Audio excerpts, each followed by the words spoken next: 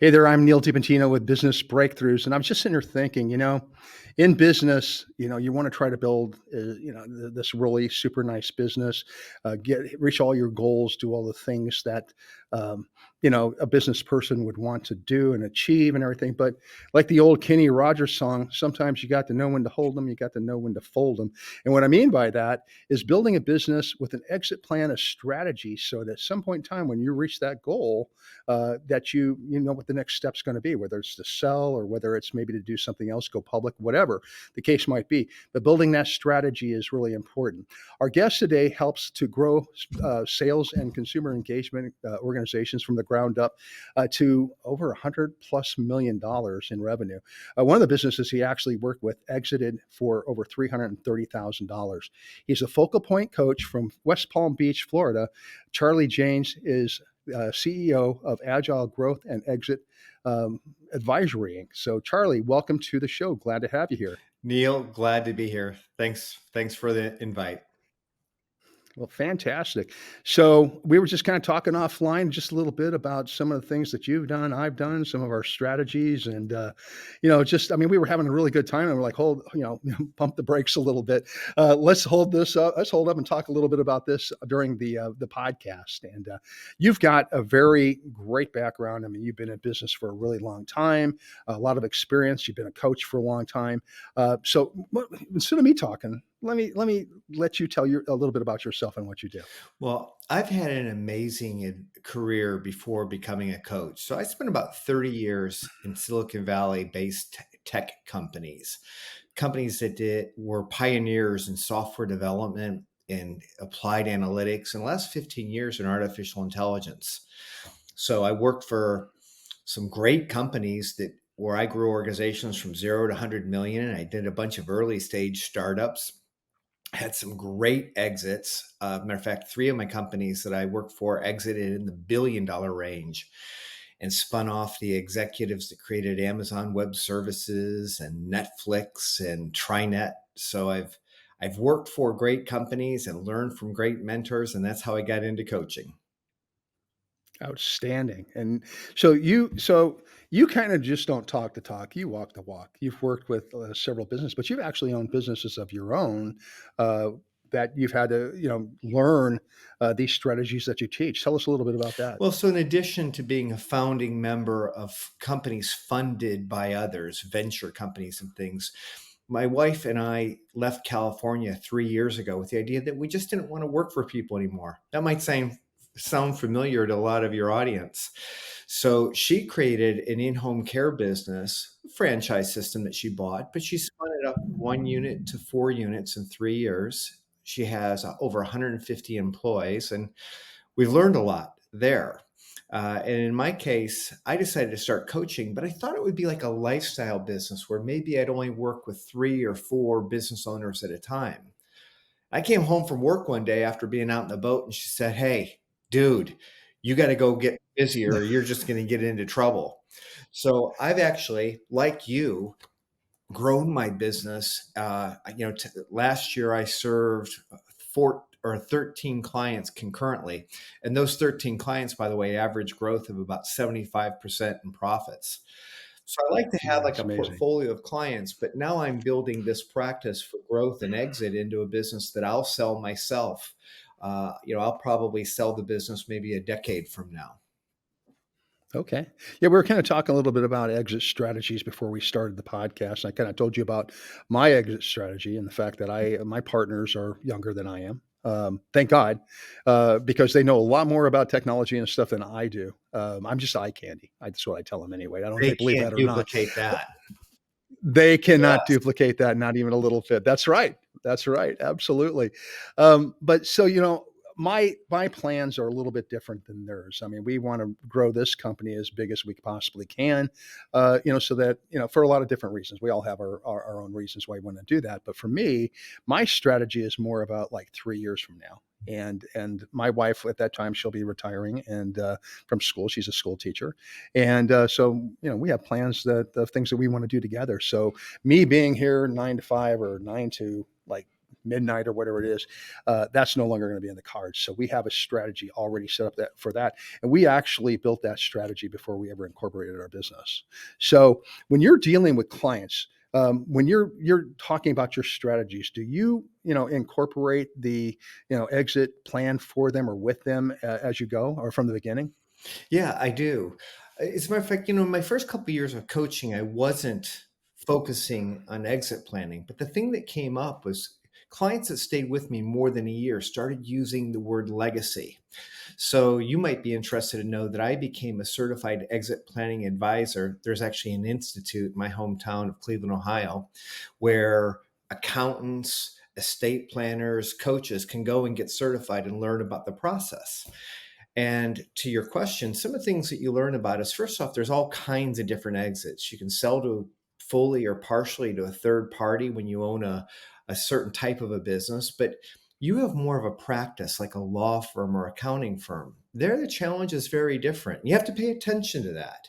So, in your case, what you're Mhm. trying to do is develop partners or find a third party who will want to take over your share fully or your share or the full business over a period of time. And the way you go about Correct. doing that is very different. Okay. Can you give us some examples of what that might look like? Well, I have an accounting firm. It's the oldest accounting firm here in Florida. There's about 70 professionals here. And I originally got engaged because there were four partners, and this is going to be very common if anybody in your audience is an accountants, is that the accounting firm is change or the accounting industry is changing.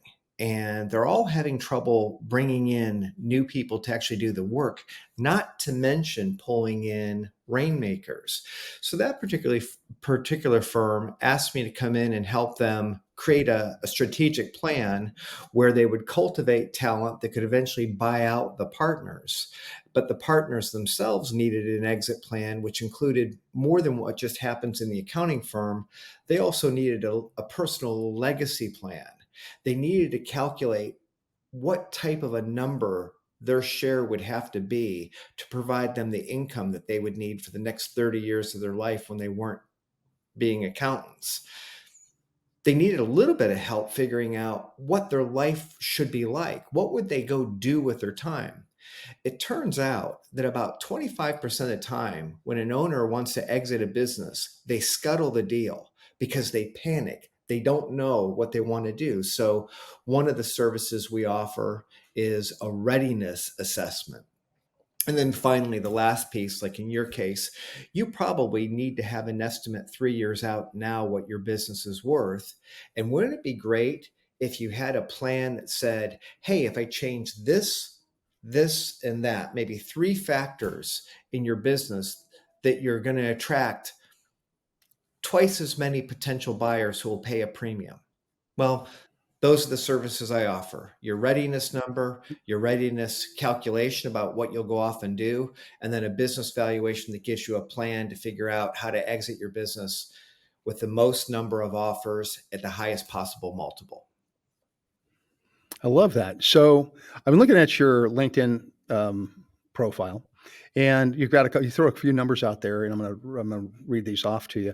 You said 95% of owners are not happy with the sale price they get. Is that because they're just not prepared? They don't prepare in advance. I think you kind of touched on that just a little bit just now. Well, that's absolutely it. So even today, most people who come to me from outside that aren't referred to me, people who are considering an exit, a lot of times they want to sell in the next 6 to 12 months. First off, one takeaway is that it should take 15 months to maybe 3 years to prepare your business and to sell it. We're looking for successful sellers exit when they're still on the ascendancy. They're packaging the business in a way that they're showing growth. Unfortunately, those people that fall into the 95% who aren't happy with the terms or the price of their exit, and that figure is from the Exit Planning Institute off of a survey of tens of thousands of people who've sold their businesses. So it's a pretty solid number. And it's often because they're already tired or somebody's sick. So what I do is I try to prepare people to sell their business before the 5 Ds happen. The 5 Ds are death, divorce, disagreement with a partner, or disaster. And I just forgot the fifth one, but Maybe it's because I just can't count. Well, I think that, all of us are going to potentially experience at least one of those things. Maybe, unfortunately, maybe, I don't know if all of them, but, you're right. I mean, you never know what's the future is going to be. Who would have thought, in a million years in 2020, we'd be all stuck at home because of a pandemic? And a lot of people were able to pivot and create, maybe a profitable business from that. But more than not, a lot of those people didn't make it. A lot didn't make it, and that's a real tragedy, and that happens. There's another thing to throw out there. A lot of people ask me, Charlie, when will be the right time to sell my business? Nobody knows. Don't ever listen to somebody Mhm. who tries to tell you when the right time will be. There are predictors. So there are peaks of supply and demand. And traditionally they're about 7 years troughs, but we've just come off a record time where it was a business seller's market. Interest rates were low. And there were lots of people just entering the market that wanted to sell their business. So there was plenty of supply and demand. But that's really been drying up because interest rates are going up, which means there's less money for investors to spend. And now there's also a glut of businesses on the market because the baby boomers and Gen X are really coming in now, which is driving prices down. So it's hard to say what's Mhm. going to happen, although a lot of companies who sell lots of businesses believe that we're going to go into like a 10-year range now where businesses won't sell for as much as they used to. But my advice to you is sell your business now or plan to sell your business while you'll still have the energy to be at the top of your game 3 years out, where it's an exciting, well packaged business that will be attractive to a potential buyer or group of buyers. I like that information. I love the advice too. And so you're saying that we should sell our business or plan to sell our business when it's on its way up, before it plateaus, before it goes down, and that's would almost assure that you're going to get the best price for your business. And but some people, like, they'll look at it and go like, well, I'm not really sure what I want to do afterwards. And you kind of touched on this a little bit with your planning. You talked about planning for your exit strategy for your business, but also on the personal side. What does that look like for clients that you work Well, with? as a matter of fact, I'll make an offer to your audience. Anybody that gets this link through your network can contact me and I'll give them a free readiness survey. So it's literally a 7-minute assessment that you give yourself and and then you'll get back a full report. But in the report, it'll give you examples of the types of things a seller might go off and do. So it'll ask you, like, if you sell your business, are you going to travel? Are you going to start a new business? So while you're taking the report, it'll give you a couple idea starters, but then you'll get the report back. And I always encourage my customers to share that report with people who know them well and to brainstorm with them and paint a picture of what a life can be. And of course, you can do that with me as part of my consulting engagements, but you don't need somebody like me. This will give you the guidance to start thinking what your options are like in terms of what you're going to do next. It also has in a section that will teach you about the various types of exit options that we talked about before: third party sales, employee buyouts, management buyouts, infusion of capital from third parties, selling your business strictly for assets, those types of things. So it'll ask you to consider what options that might work for you, and it will teach you a little bit about what the pluses and minuses of each of those are. So it's a great way to educate yourself on how you might exit, but also start giving you a thumbnail sketch of how ready you are and what you need to do to be more ready. I like that. I'm thinking as you're talking that, a lot of, I'm thinking of the young me, because there's a lot of young me's out there right now. You're talking about a lot of the baby boomers are on the way out, but that means that there's other people who are on the way in. The millennials, the Gen Zs, they're all getting ready to start their careers, and a lot of them are looking to start their own businesses and everything. And I guess my question to you would be like, how would you tell a young person who's getting ready to start business how important this is for them to think in this way, because we all, when we're young, we think we're immortal, we're going to live forever, right? And we're going to build this business and make tons of money, and it's going to go on forever. So what would be your best advice for a young person just getting started in a business? Well, besides beginning with the end in mind, where you're building a business that's attractive to somebody else, factor in the things that you love when you choose the business that you're going to buy or you're going to build. Your work has to bring joy to you. We're all doing something wrong if we're not doing something that creates joy and energy more than we put in. So I think that's true of you and I. I mean, the things that you and I do, the podcast or me working with business owners, it's a blast. It never feels like work. So I hope that the young people starting thinking about the businesses they want will find something, and I hope they're as lucky as we are, actually. Absolutely. Yeah. I had a meeting yesterday. I was at MTSU, which is a local university here in Murfreesboro, Tennessee, where we live, and we met with a bunch of college students who are, kind of in their senior year. They're getting ready to graduate, and they're looking for jobs, or looking for advice on how they should look for their jobs and everything. And some of the advice that you just gave is some of the advice that I mentioned to them yesterday as well. A lot of what was coming out of that meeting was, that work life balance thing, and I think which is really super important, and how to find a job that you're not going to get stuck into, and with no way out. And my advice to them was basically three things: work on your health, I'm talking your physical health, your mental health, and then also your financial health as well. A lot of people will jump into a business, on a shoestring budget, and start spending with nothing coming in, and just they anticipate that they're going to, bring all this money in and all this business in all at once and everything. It takes a while for that to happen. So, as a young person getting started in the business world, whether it's with an employer, or if their own business and everything, it's really important that they really plan things out strategically. Now, do you work with startups, or have you worked with startups like that, where you've actually given them the advice that we're talking about today to help them get started? Absolutely. So, as you know, my career was startups. So, I work with startups in two ways. There are startups that have pretty good funding and have moved through what we call the learning stage of finding their first 10 clients and are exiting into what we'll call the growth stage. Those are great fits for me because I can help them think through the next obstacles that are predictably going to come their way and help them build the right team, the right systems, and the right procedures. For companies that are really in the learning stage, where they're still and they're not bringing in a lot of money, I often works with groups of businesses so that they can work in group format and learn from each other.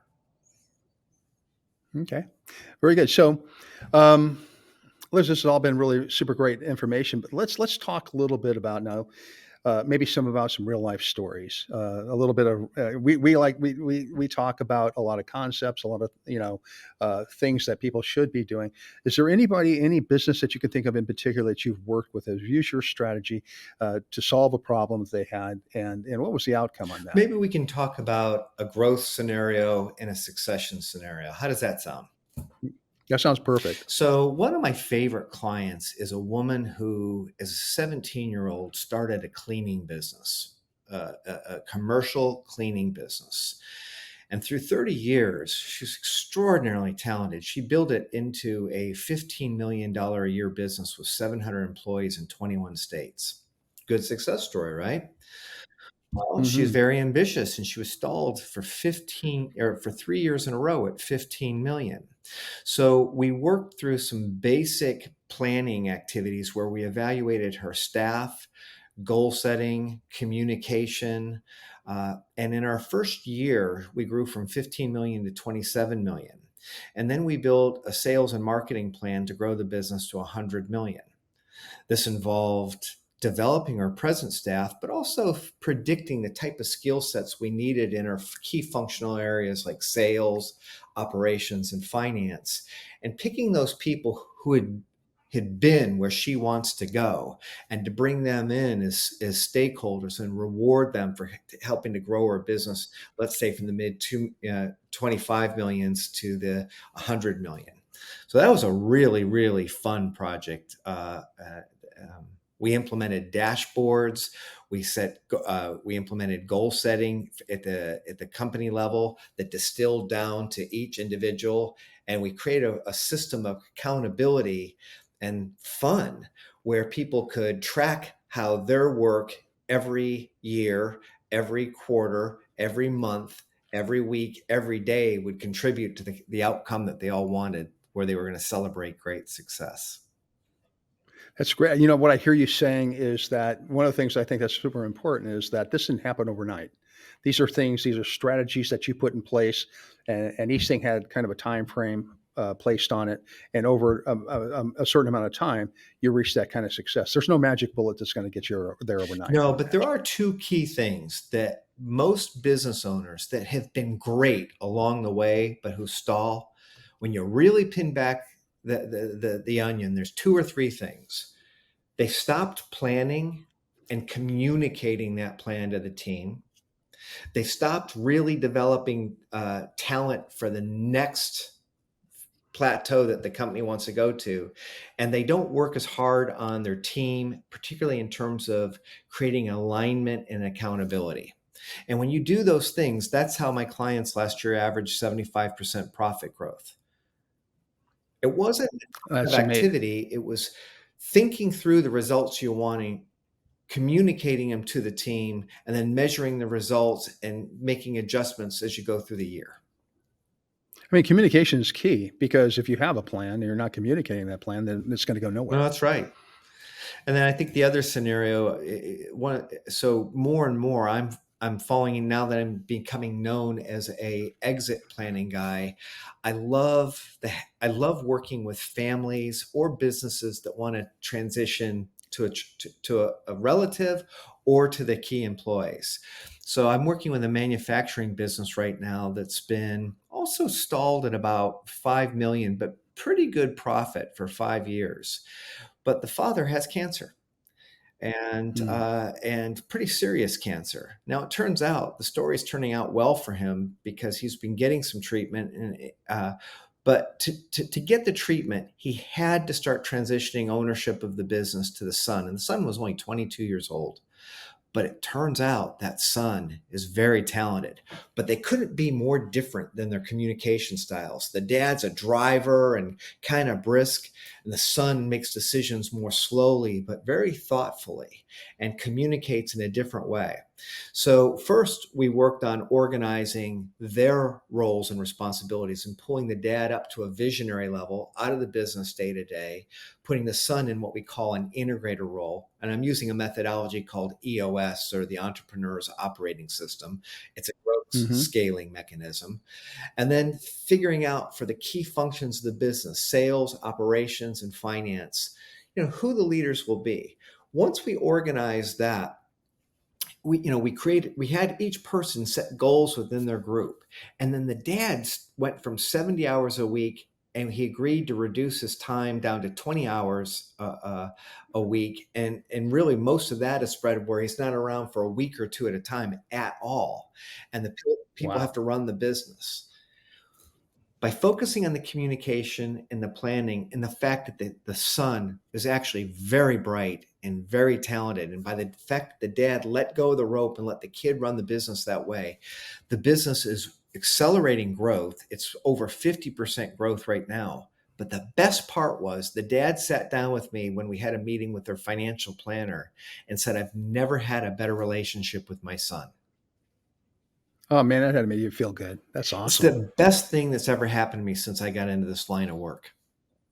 Oh, I can imagine. It is really hard to let go, especially for somebody who's been in the business for a really super long time, putting that kind of time and energy and effort into it. And even though you love your child, you love your son, you trust them and everything, it's still in the back of your mind. You're like, I just don't know. I've been doing this my way for so long, and for, somebody to come in, no matter who they are, and try to make some changes, this and that, I could see where that would be difficult, and I could see where it would be important to have someone like you, Charlie, to come in and give them that helping hand. Yeah, as a matter of, we got back to the 5 Ds. The fifth D that I missed was disability: death, divorce, disability, disagreement among partners, and disaster.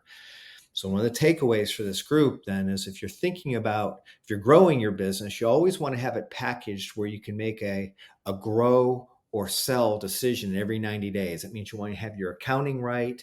You want to have the business on the upswing, but you want to have the business. So if something happens in your marriage, or if you get sick, in the case of this father-son team, it shouldn't have worked, except that the kid was really, really talented. And I shouldn't call him a kid, but the young man just embraced it and, was ready.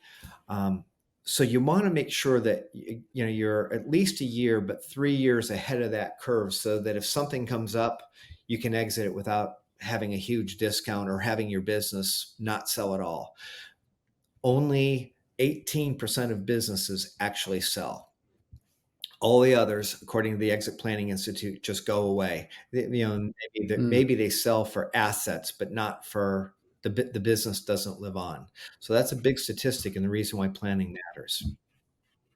That's really sad for someone who's like put their entire life into a business, and have sacrificed. A lot of people think that going into business for yourself is all uh, going to be wonderful. I mean, you're going to make all this money and reach all these goals and do all these different things.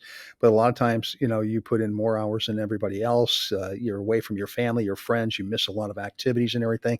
And then to see it just not, uh, to just go away, to me, would be the saddest thing I can imagine in business. Well, it is, and most people don't get valuations done, and they're really simple and easy to have done. Most accounting firms have functions. There's people like me, so I've bought software from the Value Builder system. So I always start with the valuation in the beginning, where we set a baseline, and then we set a goal to increase the business over time. Um, but it's important to create that plan, know what your business is worth. Most people count on having a net worth. About 80% of their net worth is in the business. So if your business doesn't sell, how do you replace that late in life? Yeah. So having the plan and having an assessment of optimizing the chance, and even testing a couple times, is something you can do to make sure that you're going to have yourself secure late in life after you're out of your business. That's incredible advice, and this has been an incredible interview, and I really appreciate you being on the show, Charlie. Can you tell us? Obviously, people are going to want to get in touch with you to find out a little bit more about what you're doing, and how you can help them with their business. How do people get in contact with you? Yeah, so I'm Charlie Janes. My business is Focal Point Growth and Exit Advisory. Uh, my phone number is 650-867-0207. And my email is cjanes, Janes, at focalpointcoaching.com. It's kind of catchy. And I just request that if I've given you the number, you don't order a bunch of pizzas for me. There you got it. No pizza, but lots of great advice. That's our show for today. So thrilled y'all could be with us. Business Breakthroughs is a production of Titan Media Works, and that's spelled WORX. Check us out at titanmediaworks.com, and check out all of our great podcast hosts on the Small Business Deliver Network at smallbusinessdeliver.com. Until next time, that's all. Hope you have a great weekend. Take care. Bye bye.